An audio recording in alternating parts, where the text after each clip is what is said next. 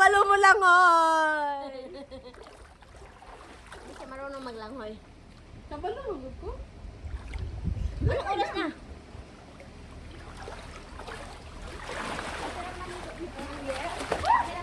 Ano ay jump to? Yes. Mag-soak lang, di ba? Wala ka nakatakot ito. Baka matusok tayo. Sa kuan, bird feeder. Stand. Okay. Sorry. Wait lang. Uy, ako ng ano mo mamaya ha, yun o. Malunggay? Malunggay. Kasi pagkitinulang manok ko. Oh, sure. Tapos yung friend ko, nang hiningi siya ng ano, yung kapitbahay ko ng bunga. Wala namang bunga pala siya. May bunga ako dyan, pero pinapahinog ko dyan. Yung hinog gusto niya? Kaya siya, hinog dito? Hindi, sa akin ba? Sa akin, hinog ako. Oo, kasi nilalaga niya kasi ba, gamot daw yun eh.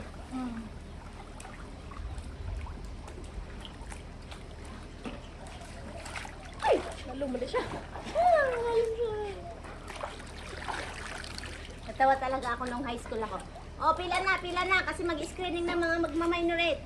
Majorate. Pagpila na ako. Tanawa ko dyan. Pagpila ko, sabi na, ay, bawal ka dyan ka, ayaw piklad. Oh, marunong ka naman pala dyan ah. Tanawa, lagamit ko no. Para confident mag-tira sa pag Ala, tanggal yung salumpas ko. Pagsalungkot para sa unsa. Sorry, ma'am. Kasi sa masakit ko nga dito. Pamassage mo. Wala namang nagmamassage dito eh. Mahal na massage ko dito. Oo, $60. 40. 100. Oh, 1, 2, 3. 1, 2, 3. Kinalauna alis tayo ah. 30 minutes lang naman biya ko punta dito. Mabilis lang.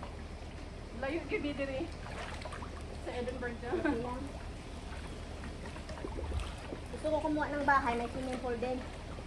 No, maganda. Pero milangoy ka na lang ba? Ikaw, may swimming pool yung bahay niyo? Wala. Lupa lang.